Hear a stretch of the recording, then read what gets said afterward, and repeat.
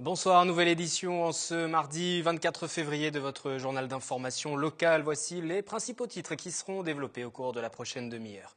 Le ministre des Finances à Bazainville dans les Yvelines en déplacement sur le site de l'entreprise CRIS qui bénéficie du crédit d'impôt pour la compétitivité et l'emploi depuis maintenant un an. Comment la police surveille votre logement lors d'une longue absence? L'opération Tranquillité Vacances sur le terrain avec une patrouille en activité à Buc. Et puis invité, Frédéric Dulac, maire adjointe à Magny-les-Hameaux, déléguée au centre social notamment. Elle nous parlera des 15 jours dédiés aux femmes dans la commune. Et cette information pour débuter, selon nos confrères du Parisien, une femme de 32 ans et son fils de 4 ans seraient portés disparus depuis vendredi dernier. Les autorités penseraient que cette femme d'origine congolaise demeurant à Guyancourt et en voie de radicalisation serait partie faire le djihad en Syrie. Il est probable qu'elle ait tenté de passer la frontière. Rappelons qu'au début du mois, le préfet des Yvelines a donné une conférence de presse sur la problématique de la radicalisation violente. Il estimait que le département était particulièrement concerné. Ce conflit, à présent, en politique qui oppose Alexandra Rossetti et Alexis Biette. L'ancien maire UMP de Voisins, le Bretonneux, ne semble pas digérer sa défaite de 15 voix aux dernières municipales face à son ancienne adjointe UDI. Un recours a été déposé devant le Conseil d'État et pour le rapporteur public, il pourrait être nécessaire de retourner devant les électeurs. C'est la distribution tardive d'un tract qui motive cette analyse. Délibéré attendu pour le 26 février. Qu'en pense Alexandra Rossetti? Entend-elle se représenter en cas de nouvelle élection? Sa réponse, c'est au micro de Patrick Jacques de Dixmude et d'Élodie Moine. En moins d'un an, on a déjà un bilan, voilà, des choses à présenter. On a fait des choses, on sait où on va. Donc je suis... après, je veux dire, c'est la démocratie. Voilà, c'est vraiment l'exercice de la démocratie. Ce qui est embêtant, c'est que dans ce cas-là, le préfet suspend tous les élus sans délai et que la ville est gérée pendant quelques semaines par un administrateur temporaire. Donc il ne va pas se passer grand-chose à Voisins pendant, on va dire, tout le long du mois de mars et probablement début avril. Voilà. Et puis, ce qui pourrait presque plutôt m'inquiéter, c'est l'abstention. C'est-à-dire que je pense que les gens, ils en ont marre de ce genre d'histoire. Voilà, c'est... Donc comment est-ce qu'ils vont réagir? Est-ce qu'ils vont aller au bureau de vote pour exprimer à nouveau un choix? Ou est-ce qu'ils vont se dire il y en a marre et voilà. J'espère qu'ils se déplaceront parce que c'est ça justement le jeu de la démocratie. Alexandra Rossetti qui précise accepter les règles de la démocratie, vous l'avez entendu. Quant à Alexis Biette, il réfute l'idée d'un combat personnel et ne souhaite pour l'instant pas commenter cette décision de justice avant que ne soit connu son délibéré. Ce sera donc pour la fin de la semaine. En attendant, nous sommes allés dans les rues de Voisins, le Bretonneux, afin de demander aux habitants s'ils étaient prêts à retourner aux urnes, s'il fallait recommencer cette élection municipale. Si le Conseil d'État le dit, on reste derrière l'avis du Conseil d'État. Voilà. Pour moi, non. Parce qu'on n'a pas les résultats de l'enquête. Il y a eu enquête et puis les gens ont voté. S'il s'avère que les 15 voix, c'est un peu frauduleux, du fait sans pas avoir respecté certaines choses, pourquoi pas? Si on applique la loi, s'il y a litige parce qu'il y a eu des malfaçons, faut voter. Les résultats actuels me satisfont pleinement. Je crois que c'est le cas également de mon épouse. Donc je ne souhaite pas, moi, qu'il y ait à nouveau des élections. Je pense qu'un troisième mandat pour M. Biette, ce serait peut-être un peu beaucoup. C'est nul. Le nouveau maire a été élu. Il est élu, point. On va passer à autre chose. D'accord. M. Biette, il a été maire pendant plusieurs années. Maintenant, il faut qu'il passe la main. S'il est mauvais joueur, il est mauvais joueur. On saura donc en fin de semaine s'il faudra ou non revoter à Voisins le Bretonneux après l'élection municipale qui s'est déroulée en mars dernier. Michel Sapin, le ministre des Finances et des Comptes publics, est quant à lui venu visiter le site de production du groupe CRIS. C'est à Bazainville, dans les Yvelines donc, le site qui emploie plus de 400 personnes et qui bénéficie du crédit d'impôt pour la compétitivité et l'emploi depuis maintenant un an. L'occasion pour le ministre de faire le point sur les dispositifs de soutien aux entreprises. Yolène Torres et Patrick Jacques de Dixmude pour ce sujet. 15h hier, Michel Sapin, ministre des Finances et des Comptes publics, fait son arrivée à Bazainville dans les Yvelines. Là où depuis les années 80, le groupe CRIS a installé son activité industrielle et logistique. Là aussi où depuis l'année dernière, un dispositif de soutien a été mis en place, le CICE, Crédit d'impôt pour la compétitivité et l'emploi. Grâce à cela, le site a perçu environ 350 000 € en 2014 et devrait toucher 600 000 € cette année, de quoi pousser le groupe à investir. Le conseil d'administration de Chris Group a décidé d'investir 12 millions d'euros pour le développement de son unité de fabrication de verres, pour faire des verres haut de gamme, augmenter le service aux opticiens et aussi pour développer l'activité logistique du site en passant de 7 millions d'articles transités par an à plus de 10 millions à horizon 2016. Développer l'activité, c'est aussi recruter des salariés. L'année dernière, une vingtaine d'emplois a déjà été créés et dans les 2 ans à venir, le groupe devrait encore embaucher une quarantaine de personnes. Le CICE semble alors fonctionner ici. Michel Sapin l'a découvert sur le terrain lors de la visite. Une visite suivie d'une table ronde sur les différents dispositifs de soutien aux entreprises. Plusieurs patrons ont pu échanger avec le ministre. J'ai surtout eu des préoccupations sur mais est-ce que ça va durer longtemps? Est-ce que ça va continuer? Ma réponse est oui, inscrivez-vous dans la durée. C'est un dispositif qui est là pour faire en sorte que les charges des entreprises diminuent et diminuent dans la durée. Quand on n'investit pas pour 3 mois ou pour 1 an, on investit pour 10 ans. Le ministre l'a affirmé, les entreprises ont bénéficié de plus de 40 milliards d'euros de baisse de cotisations et d'impôts en l'espace de 4 ans. Un tout autre sujet à présent. On connaît l'opération Tranquillité Vacances, surtout durant les périodes d'été. Des agents de la police nationale ou municipale qui assurent la surveillance des logements dont les occupants sont partis en vacances. Une opération qui dure maintenant depuis 1 an et demi, qui se déroule aussi tout au long de l'année. Nous avons suivi une patrouille lors d'une tournée à Buc. Catherine Zulato et Elodie Moine. Ces agents de la police nationale entament une OTV, une opération Tranquillité Vacances, direction Buc, dans le centre-ville. TN78, je vous annonce que nous nous rendons rue Louis Blériot à Buc pour une opération de tranquillité vacances. C'est bien pris pour TN? Arrivés sur place, les agents débutent leur tournée par une inspection visuelle de la maison à surveiller, les portes, les volets ou encore le jardin. Par où un cambriolage peut s'effectuer? Principalement par les fenêtres. Donc là, ils ont observé que les volets étaient bien crochetés. Ils ont observé que sur la porte d'entrée, il n'y avait pas de traces d'effraction, pas de traces de pesée ou de tournevis ou autre. Et ensuite, là, ils vérifient au niveau donc, du portail que le portail n'a pas été forcé. D'un point de vue juridique, on ne peut pas rentrer à l'intérieur de la résidence, d'accord, parce qu'on reste quand même dans du droit privé. Donc par contre, on observe tout ce qui peut être observable par rapport à une effraction. Avant de partir, les policiers laisseront un avis de passage dans la boîte aux lettres. L'occasion aussi pour eux de rencontrer la population. Vous avez rien de remarqué d'inhabituel concernant cette maison? Je ne suis pas très observatrice. Depuis 1 an et demi, cette opération est étendue toute l'année. C'est gratuit et les modes d'inscription sont simples. Les propriétaires de leur résidence peuvent se rendre au commissariat de police ou alors tout simplement à la mairie pour demander à ce que les effectifs de police passent devant leur domicile. Les opérations Tranquillité Vacances concernent majoritairement les propriétaires de maisons, mais les résidents d'appartements peuvent également demander à en bénéficier. Et en dehors du passage de ces policiers, des conseils de bon sens s'appliquent lors d'une absence. Prévenir déjà le voisinage, laisser un jeu de clés tout simplement à un ami ou à des amis ou à de la famille en demandant à passer régulièrement. La chose la plus simple, c'est de montrer qu'il y a encore de la vie tout simplement donc, dans la maison. Les cambrioleurs interviennent assez rarement comme ça sur un coup de tête. Ils font souvent du repérage. Si des boîtes aux lettres débordent pendant les vacances, le potentiel voleur voit que l'appartement est vide. La première chose, faire vider les boîtes aux lettres. En 2014, l'opération Tranquillité Vacances, mise en place au sein de la direction de la police des Yvelines, a bénéficié à 7 333 foyers dans le département. Au mois de janvier de cette année, 105 foyers se sont inscrits au dispositif. Aucun des domiciles mis sous surveillance policière n'a été cambriolé. Loisirs, en cette période de vacances scolaires, les communes multiplient les ateliers à destination des enfants. À Magny-les-Hameaux, ces ateliers sont organisés autour de la thématique Femmes du monde. Lundi se tenait un atelier autour de la peinture aux pigments naturels, de quoi faire découvrir une autre manière de peindre aux enfants. Mélanie Poquet et Elodie Moine pour les images. Ces artistes en herbe découvrent aujourd'hui la technique tempéra. Une technique utilisant les pigments naturels des épices comme le curry, le curcuma, mais aussi de l'œuf. L'intérêt, c'est d'inventer leur propre couleur pour que justement ils redécouvrent le plaisir des matières et aussi comment sont fabriquées les couleurs à l'origine qu'ils apprennent en s'amusant et qu'ils ne soient pas juste à utiliser des peintures, des tubes achetés en grande surface.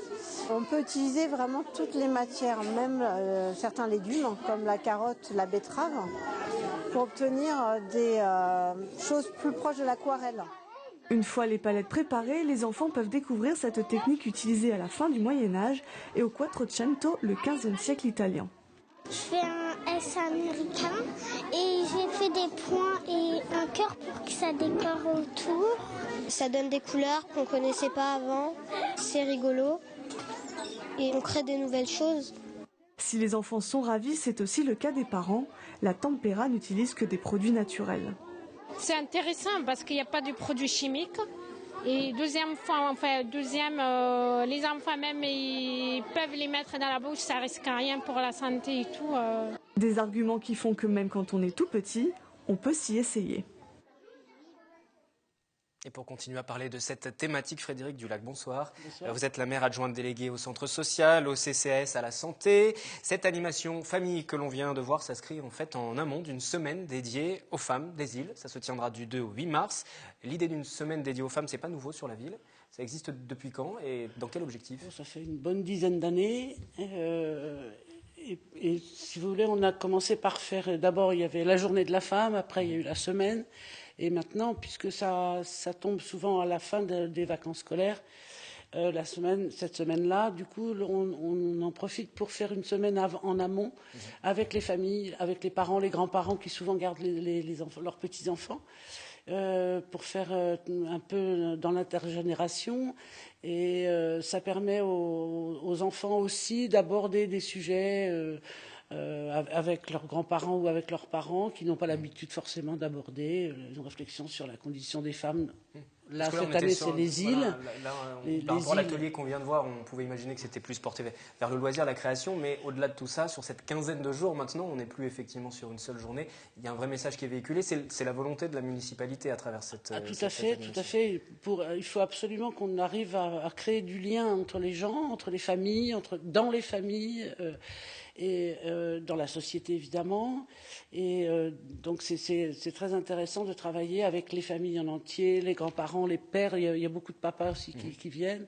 Et alors ça aborde plein de sujets. Alors la semaine en elle-même aborde plein de sujets relatifs aux femmes, bien sûr, dans le bien-être, pour que les femmes prennent le temps de prendre soin d'elles, de s'adresse aussi bien aux hommes, on va dire, pour qu'ils comprennent aussi les conditions féminines, à l'intergénérationnel, mais ça s'adresse aussi directement aux femmes. Il y a des ateliers de cuisine créole là, cette année, etc., et entre autres, de la gym, de la relaxation, etc., évidemment, c'est ouvert aux hommes aussi, bien sûr.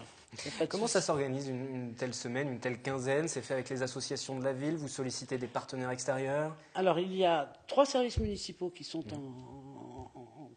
qui travaillent dessus avec le centre social, parce que c'est le centre social qui est porteur du projet, mais il y a le service culturel, le service des sports, je ne sais plus lequel autre, mais si, c'est les 3, les 3, centre social, sport et culture. Il y a 8 institutionnels ou intervenants extérieurs qui mènent les ateliers, qui mènent les débats, parce qu'il y a des débats, des expos, des débats, des films. Et 5 associations au moins, parce qu'il y en a souvent qui s'approchent, enfin qui reviennent à chaque année sans préparation spéciale, mais qui nous aident. Et puis alors tous les bénévoles, c'est très très important. Ça fait partie des temps forts de l'année à Magny. Il y a comme ça des temps forts qui sont organisés par la commune et qui créent vraiment du lien. C'est très fédérateur, oui, effectivement. C'est très fédérateur. On le voit chaque année. Oui. La thématique, parce que vous le disiez, c'est pas la première année que c'est organisé autour de la semaine de la journée des femmes. La thématique des îles cette année? Alors cette année, c'est les îles, sur la route des îles. Alors ça va aussi bien de la Guadeloupe, les dom-toms français, mais il y a Cuba, il y a tout ça. Il y a aussi, et le choix s'est fait comment? Comment vous élaborez comment vous décidez? Après chaque semaine, on fait avec tous les services et toutes les associations, nous faisons un bilan. Et pendant cette réunion bilan, on essaie de trouver un thème pour l'année suivante. Voilà, et cette année, c'était les îles. Alors bon, il y a un moment où il va falloir, ça va être compliqué, parce que là, on a fait un peu le tour Asie, Afrique, Amérique, etc. Donc Europe, on a fait l'Europe l'année dernière. Donc bon, c'est un peu compliqué, mais on va trouver. Et puis on peut changer. On n'est pas obligé d'aller sur la route d'un pays ou d'un continent. Vous parlez de l'intergénérationnel. Il y a aussi cette question de rencontre entre les communautés, entre les cultures aussi, puisque là c'est les îles, donc ça permet aussi de mélanger les cultures, de s'ouvrir à d'autres cultures. Tout à fait. D'ailleurs, l'affiche qui annonce cette semaine a été composée par des photos de Manicouas venant des îles qui ont donné des photos de famille. Et donc c'est un petit, on ne voit pas très bien, il faut regarder attentivement, mais on pourra reconnaître des Manicouas qui ont bien voulu prêter des photos de leur enfance ou de leurs grands-parents. Voilà. Donc il y a une visée sociale, je reviens sur ça, on parlait oui, d'éducation, oui, mais il y a une visée vraiment sociale pour... Bien sûr, et de réflexion sur les conditions féminines partout, sur tous les continents. Et voilà. Donc, il y a beaucoup d'animations, le programme complet est à retrouver sur le site internet de la ville de Manille, mais quels sont les temps forts ? Alors les temps forts, bon, il y en a beaucoup, mais il y a le mardi, alors je ne connais pas, je ne me rappelle plus des dates, le 3, je ne sais plus. Où les gens retrouveront sur le site internet, mais en tout cas les voilà, événements oui, le mardi, il y a une soirée avec 3 courts-métrages sur des femmes qui défendent leurs droits, comment les femmes défendent leurs droits. Alors c'est en Guyane, en Haïti, à Madagascar, donc c'est des approches similaires et différentes. Et puis alors le samedi soir, il y a, puisque c'est le 7, je crois que le 8 étant un dimanche, le samedi soir, il y a le concert de Maya Kamati, alors on l'appelle la perle de l'océan Indien. Voilà, moi je ne connais pas du tout, je vais découvrir avec tout le monde. Et ça permettra aussi, avant ce concert, de faire monter sur scène des habitants qui ont fait pendant la semaine un atelier de danse qui ira avec ce thème-là, avec cette chanteuse. Donc voilà, ça sera encore un peu participatif. Par rapport aux différentes éditions, combien de personnes sont touchées sur cette commune à travers les animations ? Alors écoutez, c'est très, là j'ai pas les chiffres, je dois dire, je dirais entre 1000 et 2000 personnes. Uniquement de Manille-les-Hameaux, est-ce que c'est ouvert aussi aux extérieurs ? Alors bien sûr que c'est ouvert aux extérieurs, bien entendu. Simplement il faut téléphoner au centre social pour réserver sa place dans les ateliers, dans tout ça. Il y a une randonnée par exemple le dimanche 8, une randonnée avec une association manicoise et bon, là c'est illimité comme on peut. Petit détail pratique aussi, puisqu'on le disait, c'est ouvert à tout le monde, mais combien ça coûte ? Est-ce que c'est payant ? Les animations sont financées comment ? Non, il n'y a qu'une chose qui est payante et je ne saurais pas vous dire laquelle. Tout le reste est gratuit, absolument gratuit. On a aussi par exemple le Pivois, le bailleur social, qui participe toujours très attentivement et qui est toujours avec nous pour ce genre d'opération-là. Des animations qui sont prévues dans le cadre de cette semaine, cette quinzaine autour des femmes. Un tout dernier rendez-vous, si un rendez-vous à ne pas manquer, votre coup de cœur à vous pour conclure ? Les courts-métrages du mardi soir, parce que ça sera avec un débat après, avec une personne du CDFF qui va venir nous mener ce débat, etc. Donc la condition féminine, c'est quand même le centre de cette semaine. Merci d'être venu sur ce plateau pour évoquer cette mobilisation, cette quinzaine à Manille-les-Hameaux. Merci à vous. On termine avec un peu de sport à présent. Ce week-end vient de se tenir à Elancourt les quarts de finale de la Coupe des Yvelines de futsal. Un moyen de découvrir cette discipline qui se passe à l'intérieur. Et vu la météo en ce moment, c'est plutôt une bonne idée. Ce n'est pas l'hiver qui les fait pratiquer à l'intérieur. Ces footballeurs de moins de 12 ans jouent aujourd'hui leur place en demi-finale de la Coupe des Yvelines de futsal. Si pour un œil peu averti, rien ne semble le différencier du football traditionnel, le futsal a tout de même ses particularités. Les règles principales du futsal, donc il n'y a pas de hors-jeu. Les touches se font au pied.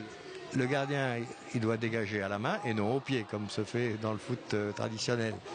Pour les touches, c'est le ballon posé arrêté sur la ligne de touche. 4 secondes pour le jouer. Et le gardien, quand il a le ballon dans les mains, il a lui aussi 4 secondes pour le jouer. Donc les tacles sont interdits, parce que c'est un sport de non-violence, c'est-à-dire qu'on n'a pas le droit de bousculer son adversaire. Dans les Yvelines, 12 clubs de futsal jouent en excellence le niveau senior. Pour cette compétition, les équipes se sont affrontées pendant 10 minutes par match. Lors des demi-finales, ces jeunes joueront 13 minutes, de quoi devoir créer une dynamique de groupe. Faut l'esprit d'équipe. Jouer collectif. Jouer collectif. On joue ensemble, on s'encourage ensemble. On parle ensemble. On soutient. Les Vicinois et Élan Courtois de moins de 12 ans sont sortis vainqueurs de ce plateau. Ils joueront les demi-finales en avril prochain. Et je vous redonne cette information pour conclure ce journal. Selon nos confrères du Parisien, une femme de 32 ans et son fils de 4 ans seraient portés disparus depuis vendredi dernier. Les autorités penseraient que cette femme d'origine congolaise, demeurant à Guyancourt et travaillant sur Montigny-le-Bretonneux, était en voie de radicalisation. Elle serait partie faire le djihad en Syrie. Il est probable qu'elle ait donc tenté de passer la frontière avec ce pays. Rappelons qu'au début du mois, le préfet des Yvelines a donné une conférence de presse sur la problématique de la radicalisation violente. Il estimait que le département était particulièrement concerné. C'est la fin de cette édition du mardi 24 février. Je vous retrouve demain pour un nouveau point sur l'actualité locale et dans quelques instants pour le 7-8 politique, une édition dédiée principalement aux élections départementales. Très belle soirée et à demain.